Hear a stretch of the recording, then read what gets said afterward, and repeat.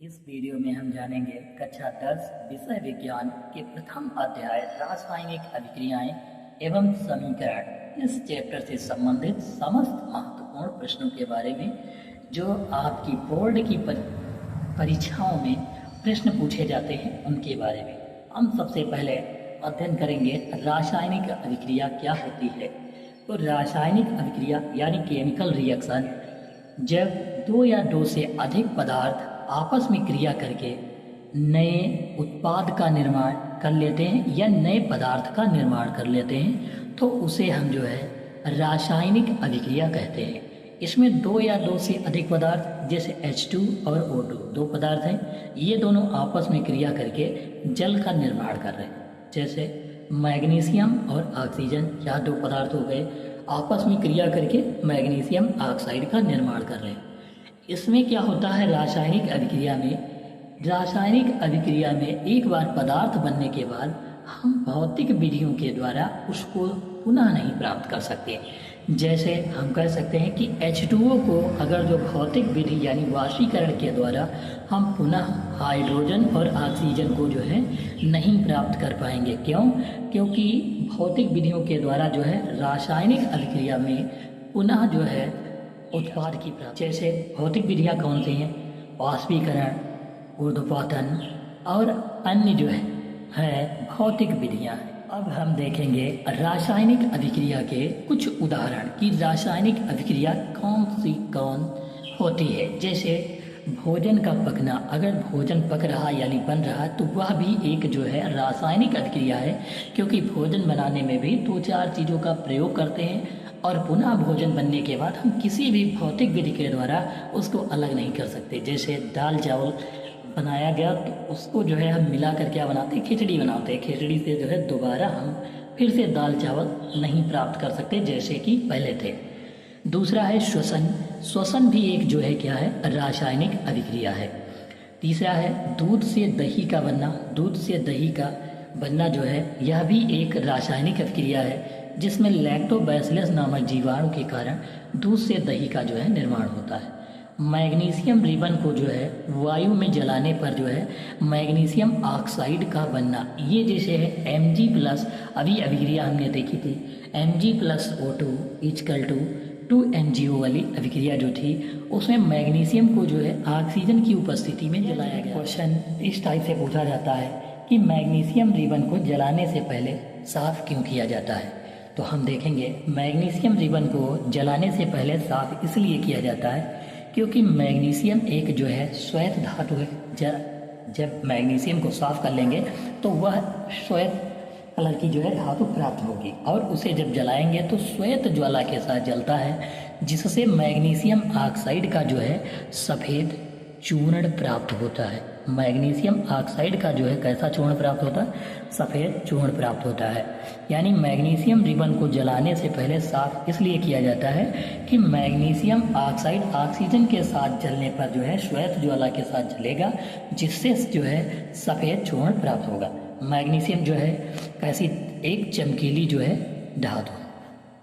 हमारा अगला अभिक्रिया के दौरान होने वाले परिवर्तन। जब कोई रासायनिक अभिक्रिया होती है तो उसमें परिवर्तन क्या होते हैं? जैसे अवस्था में परिवर्तन। अवस्था का मतलब क्या है? जैसे हमने पहले एग्जाम्पल डिस्कस किया था H2+O2 = 2H2O वाला, जिसमें हाइड्रोजन जो है क्या थी? हाइड्रोजन जो है गैस है और ऑक्सीजन भी एक गैस है, जबकि बनने वाला उत्पाद जो है H2O एक लिक्विड है यानी कि जल है। तो इसमें क्या हो रहा है? अवस्था में जो है परिवर्तन हो रहा है। दूसरा जो है परिवर्तन क्या होता है? रंग में परिवर्तन होता है। कोई भी रासायनिक अभिक्रिया होगी तो उसके जो है रंग में जो है परिवर्तन होगा। तीसरा तापमान में परिवर्तन होता है और चौथा जो है उसमें से गैस भी निकलती है।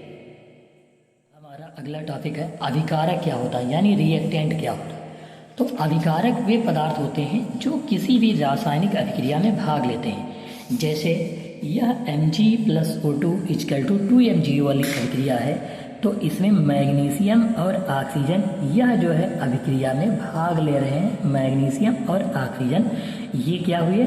यह जो है अभिकारक है।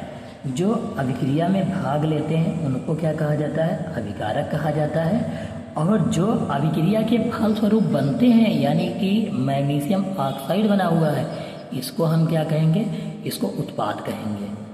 अभिकारक का मतलब होता है कि जो अभिक्रिया में भाग लेते हैं और जो पदार्थ बनता है उसको जो हम क्या कहते हैं, उत्पाद कहते हैं। तो अभिकारक का मतलब क्या है, जो अभिक्रिया में भाग लेते हैं। उत्पाद का मतलब क्या है, जो बनते हैं। जैसे एक एग्जाम्पल देते हैं, उसमें आप सभी को बताना है।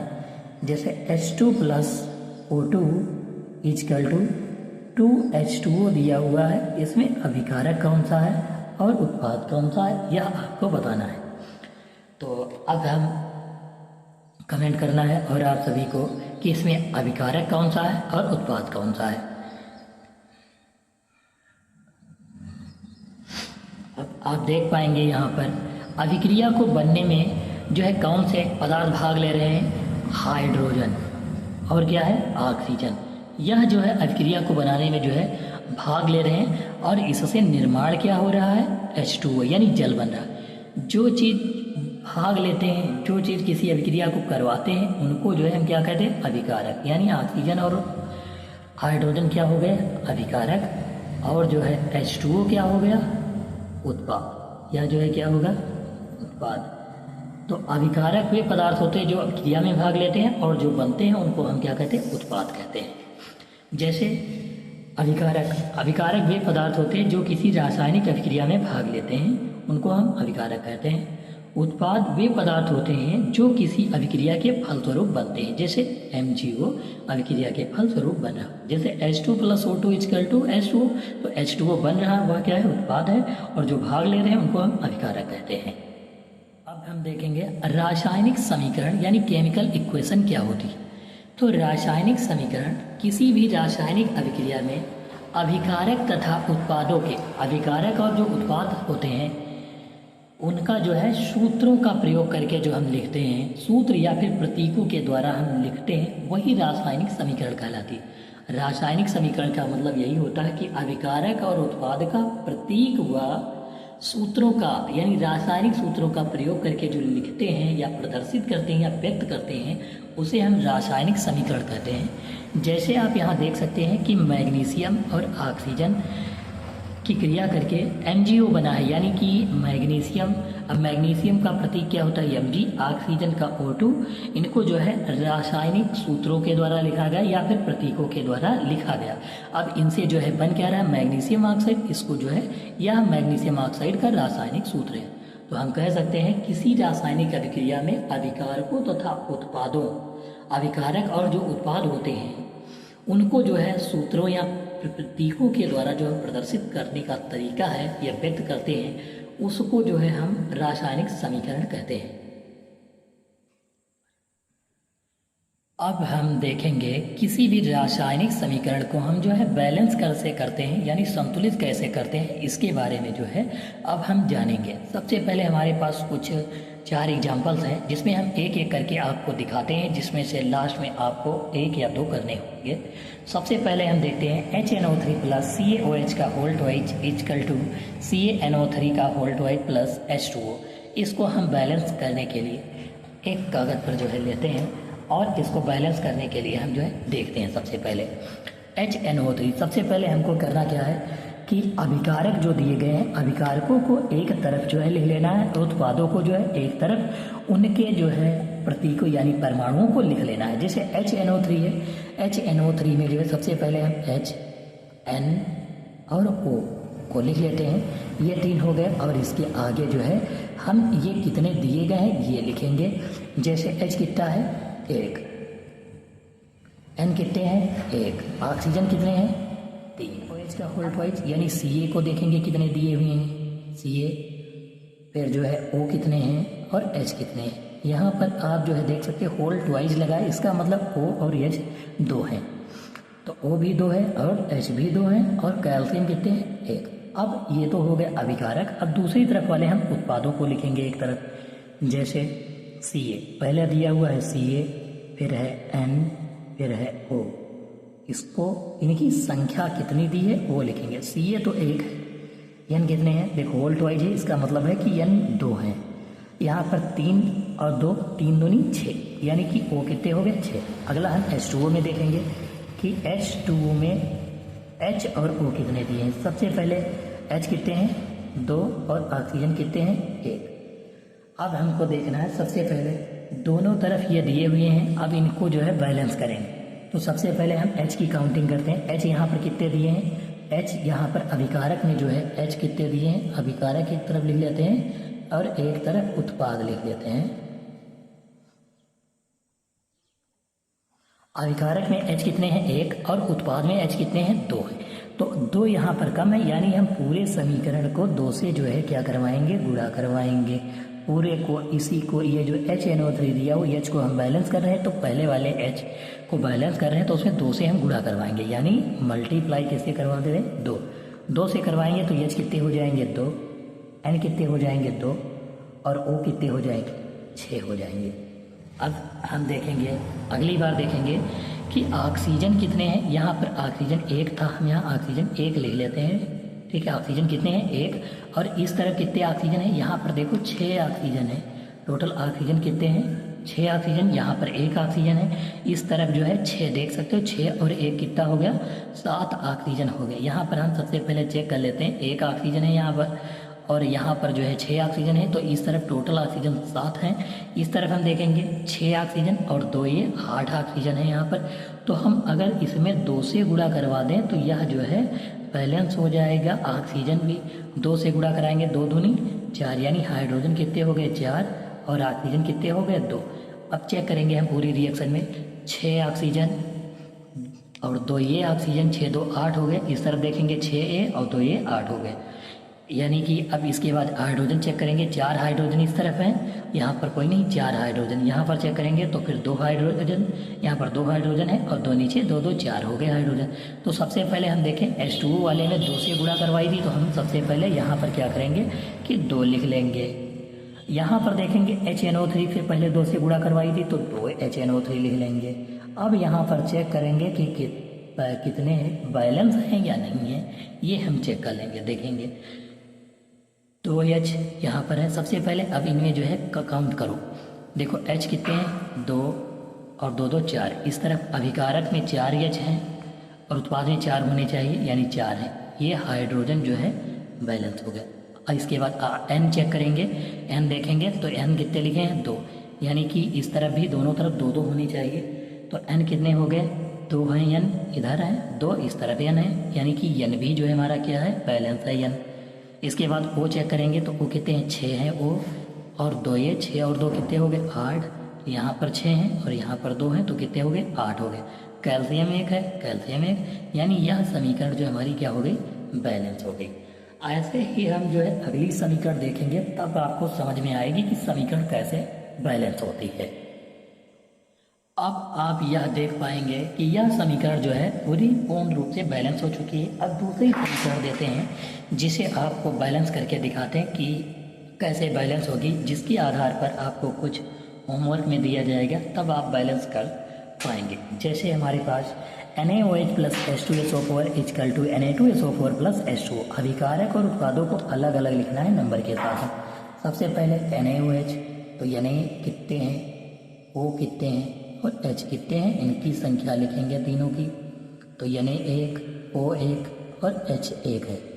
H2SO4 देखेंगे, H2 सबसे पहले H लिखेंगे, S लिखेंगे और O लिखेंगे। H कितने हैं 2, यहाँ पर देख सकते हैं। S कितना है 1, ऑक्सीजन कितने हैं 4। इस तरफ वाले में देखेंगे, पहले वाले में Na2SO4 Na कितने हैं 2, S कितने हैं 1, O कितने हैं 4। फिर H2 वाले में देखेंगे, H कितने हैं 2, O कितने हैं 1। सबसे पहले हम बैलेंस करते हैं। यहाँ पर H देखते हैं कितने दिए हैं, 1 H इस तरफ है, 2 टोटल हो गए 3 H हैं। यहाँ पर जबकि जो है H कितने दिए हुए हैं 2 ही H दिए हुए हैं, 1 H कम है। इस तरफ जो है 1 H कम है।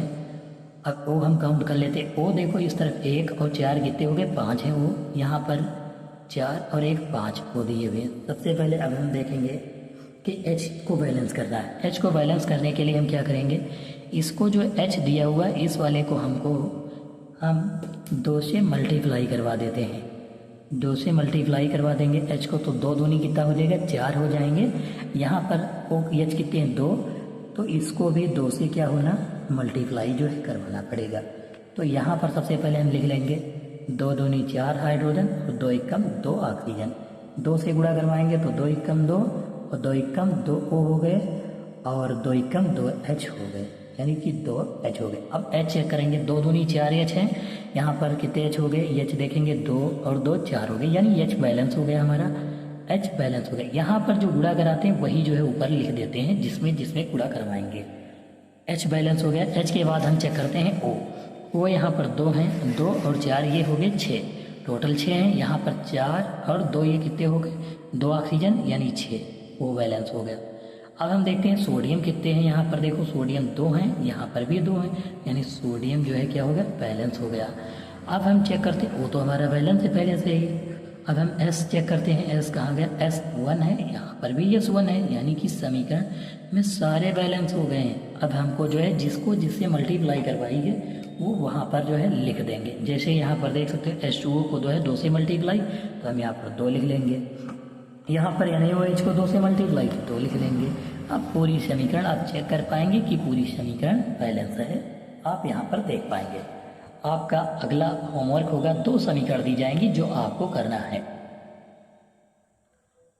आपको नीचे 2 समीकरण दी गई हैं, जैसे NaCl plus AgNO3 equal to AgCl plus NaNO3 और दूसरी BaCl2 plus H2SO4 PaSO4 plus HCl।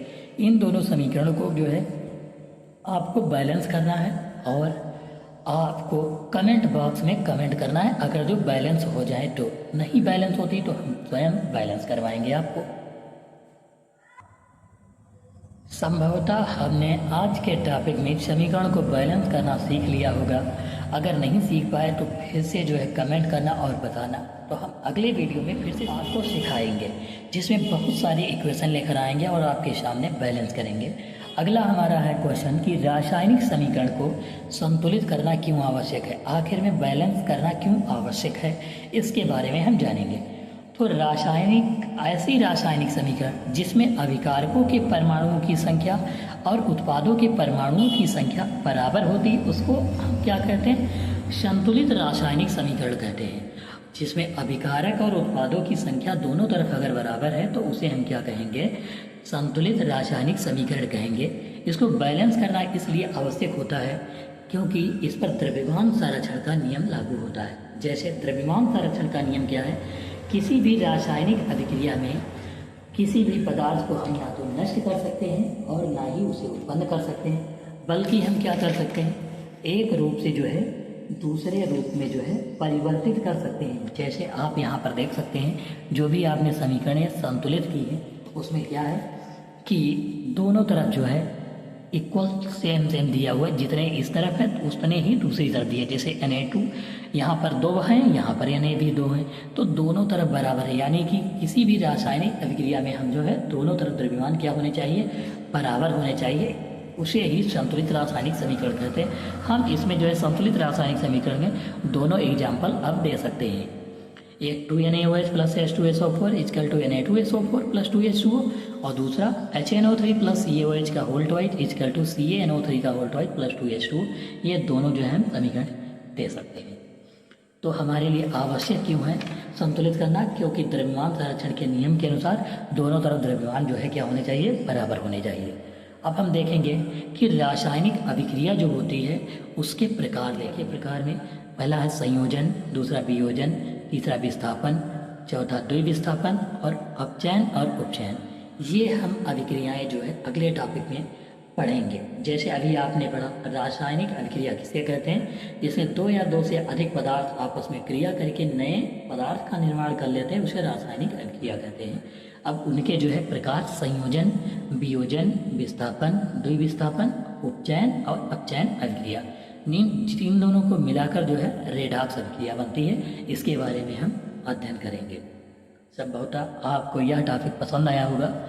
अगर आप यह नोट्स चाहते हो तो आप हमारे टेलीग्राम चैनल यानी फ्यू ऑनलाइन क्लासेस को जो है ज्वाइन कर सकते हो टेलीग्राम पर। वहाँ पर आपको जो है नोट्स का PDF जो है मिल जाएगा, वहाँ से आप डाउनलोड कर पाओगे और प्रिंट भी करवा पाओगे।